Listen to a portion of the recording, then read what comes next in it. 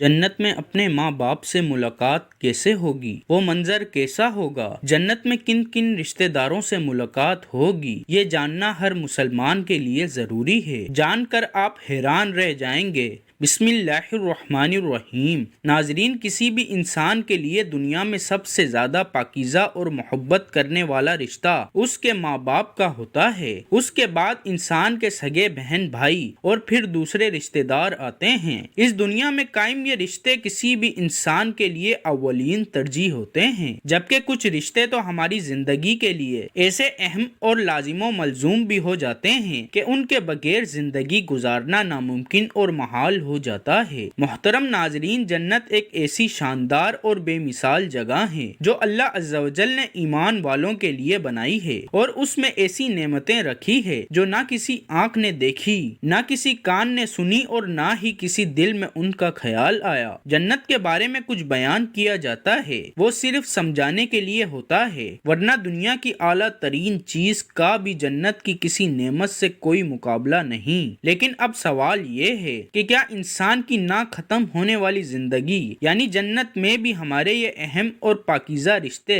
کیا ہمارے ساتھ ہوں گے؟ یعنی جنت میں یہ سوال اکثر ہمارے ذہنوں میں آتا ہے کہ اس دنیا میں ہمارا سب سے عظیم رشتہ یعنی ہماری ماں، ہمارا باپ کے جنت میں ہمارے ساتھ ہوں گے؟ اس بات کا جواب ہم احادیث کی روشنی میں معلوم کرنے کی کوشش کرتے ہیں۔ احادیث میں ہے کہ جب کوئی روح البیین میں پہنچتی ہے تو وہاں پر موجود روحیں اس سے ملنے آتی ہیں اور دنیا میں اپنے رشتہ داروں کے بارے میں معلوم کرتی ہیں، اور اس طرح سے جب کوئی انسان مرنے کے بعد علیین میں پہنچتا ہے اس کے رشتہ دار اس سے ایسے ملتے ہیں جیسے کسی دور دراز سے آنے والے مسافر سے ملاقات کی جاتی ہے، اور دونوں آپس میں مل کر بہت خوش ہوتے ہیں۔ ارشاد باری تعالیٰ ہے، اے میرے بندوں، آج تم پر نہ کوئی خوف طاری ہوگا اور نہ تم غمگین ہوگے۔ میرے وہ بندے جو ہماری آیتوں پر ایمان لائے تھے اور فرما بردار رہے تھے، تم بھی اور تمہاری بیویاں بھی خوشی سے چمکتے چہروں کے ساتھ جنت میں داخل ہو جاؤ۔ ان کے آگے سونے کے پیالے اور گلاس گردش میں لائے جائیں گے، اور اس جنت میں ہر وہ چیز ہوگی جس کی دلوں کو خواہش ہوگی اور جس میں آنکھوں کو لذت حاصل ہوگی۔ ان سے کہا جائے گا کہ اس جنت میں تم ہمیشہ رہو گے۔ محترم ناظرین، ان آیات سے یہ بات ثابت ہوتی ہے کہ جتنے مردوں کی بیویاں بھی جنت میں ان کے ساتھ ہی ہوں گی اور ایک ساتھ ہی جنت میں رہیں گے، وہاں جنت میں انہیں ہر وہ چیز مہیا کی جائے گی جس کی وہ خواہش کریں گے۔ حضرت ابو ہریرہ رضی اللہ تعالی عنہ سے روایت ہے کہ رسول کریم صلی اللہ علیہ وآلہ وسلم نے ارشاد فرمایا، جس وقت کوئی مومن بندہ مرنے کے قریب ہوتا ہے تو رحمت کے فرشتے سفید ریشمی کپڑا لے کر آتے ہیں اور روح سے کہتے ہیں کہ نکل جا، تو اللہ سے رضامند ہے اور اللہ تجھ سے رضامند ہے۔ پھر وہ روح اس طرح معطر حالت میں نکل جاتی ہے جس طرح سے عمدہ خوشبودار مشک، اور فرشتے ہاتھ پر اسے اٹھائے ہوئے آسمان کے دروازوں پر لے جاتے ہیں تو آسمان والے فرشتے کہتے ہیں کیا عمدہ خوشبو ہے جو کہ زمین سے آئی ہے۔ پھر اس کو اہل ایمان کی ارواح کے پاس لاتے ہیں تو وہ ارواح خوش ہوتی ہیں، اور یہ خوشی اس خوشی سے بھی زیادہ ہوتی ہیں جو کسی بچھڑے ہوئے انسان کی آمد سے انسان کو میسر آتی ہے۔ پھر وہ پہلے سے موجود مومنین اس نئے آنے والے سے دریافت کرتے ہیں کہ فلاں آدمی کیسا ہے اور فلاں آدمی کا کیا ہوا، یعنی جس شخص کو دنیا میں چھوڑ کر گئے تھے اب وہ کس طرح کے کاموں میں مشغول ہیں، اور پھر انہی میں سے چند روحیں آپس میں ایک دوسرے سے کہتی ہیں کہ ابھی ٹھہر جاؤ اور اسے چھوڑ دو کیونکہ یہ دنیا کے غم میں مبتلا تھا۔ یہ روح پوچھتی ہے کہ کیا وہ شخص ابھی تم لوگوں کے پاس نہیں پہنچا؟ وہ تو کب کا مر چکا تھا۔ اس پر وہ روحیں کہتی ہیں کہ پھر وہ تو جہنم میں گیا ہوگا۔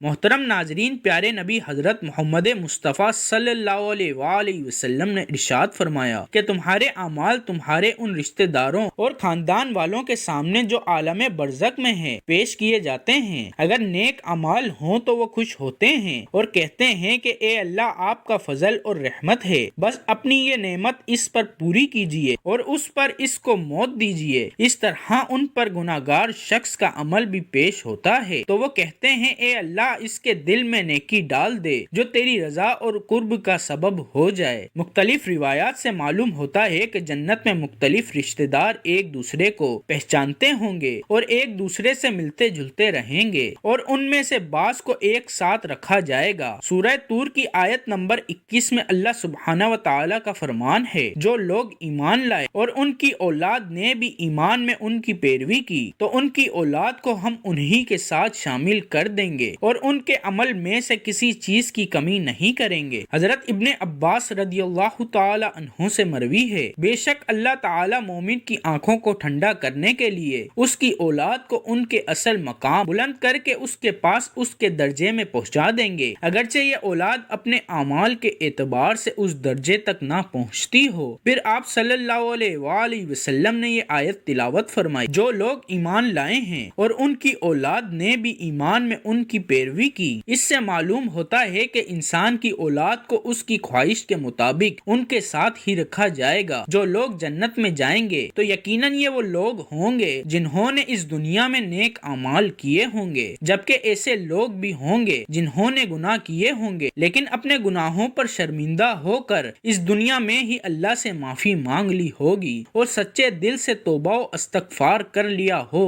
تو اللہ تعالیٰ ان کو معاف فرما کر جنت میں داخل کرے گا، جہاں اللہ عز و جل نے ان کی ہر خواہش پوری فرما دے گا۔ اور یقیناً اس کی خواہش میں سے ایک خواہش یہ بھی ہوگی کہ دنیا میں اس سے جو بھی گناہ سرزد ہو چکے ہوں یا کوئی گناہ والے اعمال اس نے کیے ہوں تو اس سے وہ تمام اعمال بھلا دیے جائیں، کیونکہ جنت امن اور سکون کی جگہ ہوگی جہاں منفی خیالات اور غم و غصے کی کوئی گنجائش نہیں ہوگی، اور ایک مومن اور جنتی کے لیے ہر طرف خوشحالی ہی خوشحالی ہوگی، جیسا کہ سورہ بقرہ آیت نمبر 25 میں ارشاد باری تعالیٰ ہے، اور جو لوگ ایمان لائے اور نیک اعمال کرتے رہے ان کو خوشخبری سنا دو کہ ان کے لیے جنت کے باغ ہیں جن کے نیچے نہریں بہ رہی ہیں، جب انہیں ان میں سے کسی قسم کا کھانا کھانے کو دیا جائے تو کہیں گے یہ تو وہی ہے جو ہم کو پہلے بتایا گیا تھا، اور انہیں ایک دوسرے کی ہم شکل بھی دیے جائیں گے اور وہاں ان کے لیے پاک بیویاں ہوں گی اور وہ جنت میں ہمیشہ رہیں گی۔ محترم ناظرین، ایک اور حدیث میں ہے کہ رسول اللہ صلی اللہ علیہ وآلہ وسلم نے فرمایا، جب اہل جنت میں داخل ہوں گے اور ان میں سے کسی کو اپنے بھائیوں اور رشتہ داروں سے ملنے کی خواہش ہوگی تو اس کا بستر اسے اڑا کر ان کے بستروں کے برابر پہنچا دے گا، اور پھر دونوں تکیہ لگا کر دنیا میں گزرے ہوئے دنوں کے بارے میں باتیں کرنے لگیں گے۔ ان میں سے ایک اپنے ساتھی سے کہے گا کہ اے فلاں، تمہیں یاد ہے کہ اللہ نے فلاں دن اور فلاں جگہ پر ہماری مغفرت فرمائی تھی، ہم نے اللہ سے دعا کی تھی اور اللہ نے ہمیں مغفرت کا پروانہ عطا فرما دیا تھا۔ رسول کریم صلی اللہ علیہ وآلہ وسلم کے مزاج مبارک کے بارے میں معتدد احادیث مبارکہ میں بیان کیا گیا ہے کہ آپ صلی اللہ علیہ وآلہ وسلم انتہائی شگفتہ مزاج تھے اور نرمی و محبت سے اور مسکرا کر بات کیا کرتے تھے، تاہم کئی بار آپ صلی اللہ علیہ وآلہ وسلم بے اختیار ہنس بھی دیتے،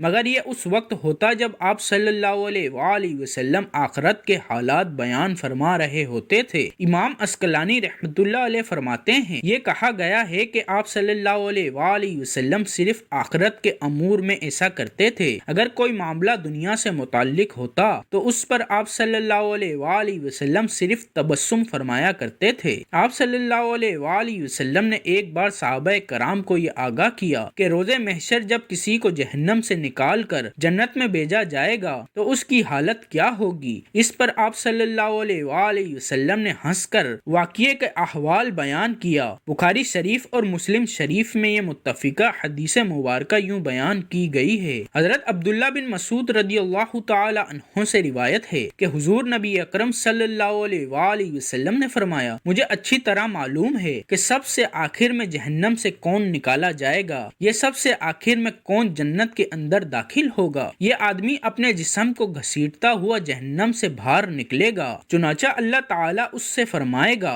جا جنت میں داخل ہو جا۔ وہ جنت میں داخل ہوگا تو اسے گمان گزرے گا کہ شاید یہ بھری ہوئی ہے، چنانچہ وہ واپس لوٹ کر عرض گزار ہوگا، اے رب وہ تو بھری ہوئی ہے۔ بس اللہ تعالیٰ اس سے فرمائے گا جا جنت میں چلا جا، لہٰذا جنت میں داخل ہوگا۔ جنت میں جا کر پھر گمان گزرے گا کہ شاید یہ بھی بھری ہوئی ہے، واپس لوٹ کر پھر عرض کرے گا، اے رب العالمین میں نے تو وہ بھی بھری ہوئی پائی ہے، چنانچہ چنانچہ اللہ تعالیٰ اس سے فرمائے گا جا اور جنت میں داخل ہو جا، کیونکہ تیرے لیے جنت میں دنیا کے برابر بلکہ اس سے 10 گنا زیادہ حصہ ہے۔ عرض کرے گا اے اللہ کیا مجھ سے مذاق کرتا ہے یا مجھ پر ہنستا ہے، حالانکہ تو حقیقی مالک ہے۔ حضرت عبداللہ بن مسعود رضی اللہ تعالی عنہ بیان کرتے ہیں کہ میں نے دیکھا کہ اس پر حضور نبی اکرم صلی اللہ علیہ وآلہ وسلم ہنس پڑے، یہاں تک کہ آپ صلی اللہ علیہ وآلہ وسلم کے دندان مبارک نظر آنے لگے۔ آپ صلی اللہ علیہ وآلہ وسلم فرماتے تھے اہل جنت کے سب سے کم درجے والے شخص کا حال ہے۔ حضرت ابو سعید سے روایت ہے کہ رسول اللہ صلی اللہ علیہ وآلہ وسلم نے فرمایا جو آدمی سب سے آخر میں جنت میں داخل ہوگا وہ گرتا پڑتا اور گھسیٹتا ہوا دوزخ سے اس حال میں نکلے گا کہ دوزخ کی آگ اسے جلا رہی ہوگی، پھر دوزخ سے نکل جائے گا تو پھر دوزخ کی طرف پلٹ کر دیکھے گا اور دوزخ سے مخاطب ہو کر کہے گا کہ بڑی بابرکت ہے وہ ذات جس نے مجھے تجھ سے نجات دی، اور اللہ تعالیٰ نے مجھے وہ نعمت عطا فرمائی ہے کہ اولین و آخرین میں سے کسی کو بھی وہ نعمت عطا نہیں فرمائی۔ پھر اس کے لیے ایک درخت بلند کیا جائے گا، وہ آدمی کہے گا کہ اے میرے پروردگار مجھے اس درخت کے قریب کر دیجئے تاکہ میں اس کے سائے کو حاصل کر سکوں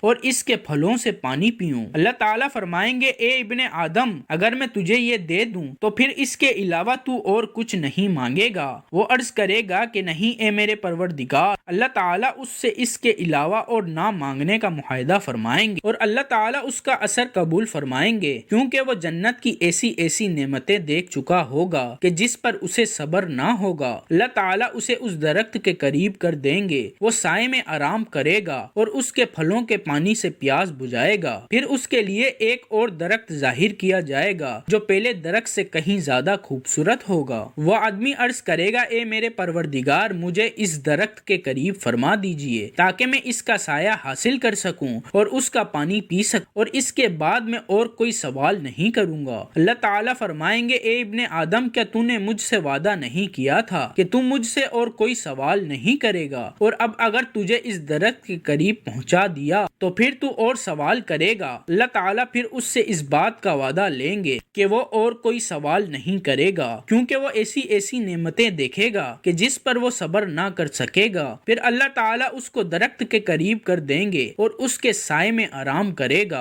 اور اس کا پانی پیے گا۔ پھر اسے جنت کے دروازے پر ایک درخت دکھایا جائے گا جو پہلے دونوں درختوں سے زیادہ خوبصورت ہوگا۔ وہ آدمی کہے گا اے میرے رب مجھے اس درخت کے قریب فرما دیجئے تاکہ میں اس کے سائے میں آرام کروں اور پھر اس کا پانی پیوں اور اس کے علاوہ کوئی اور سوال نہیں کروں گا۔ پھر اللہ تعالیٰ اس آدمی سے فرمائیں گے اے ابن آدم کیا تو نے مجھ سے یہ وعدہ نہیں کیا تھا کہ تو اس کے بعد اور کوئی سوال نہیں کرے گا؟ وہ عرض کرے گا ہاں میرے پروردگار اب میں اس کے بعد اس کے علاوہ کوئی سوال نہیں کروں گا۔ پھر اللہ تعالیٰ اسے عطا کر دے گا۔ اس کے بعد وہ جنت کی ایسی نعمتیں دیکھے گا کہ جس پر وہ صبر نہیں کر سکے گا۔ پھر اللہ تعالیٰ اسے اس درخت کے قریب کر دیں گے۔ جب وہ اس درخت کے قریب پہنچے گا تو وہ جنت والوں کی آواز سنے گا تو وہ پھر عرض کرے گا اے میرے رب مجھے اس میں داخل کر دے، تو اللہ فرمائیں گے اے ابن آدم تیرے سوال کو کون سی چیز روک سکتی ہے کہ تو اس پر راضی ہے کہ تجھے دنیا اور دنیا کے برابر دیا جائے؟ وہ کہے گا اے رب العالمین تو مجھ سے مذاق کرتا ہے۔ یہ حدیث بیان کر کے حضرت عبداللہ رضی اللہ تعالی عنہ ہنس پڑے اور لوگوں سے فرمایا کہ تم مجھ سے کیوں نہیں پوچھتے کہ میں کیوں ہنسا؟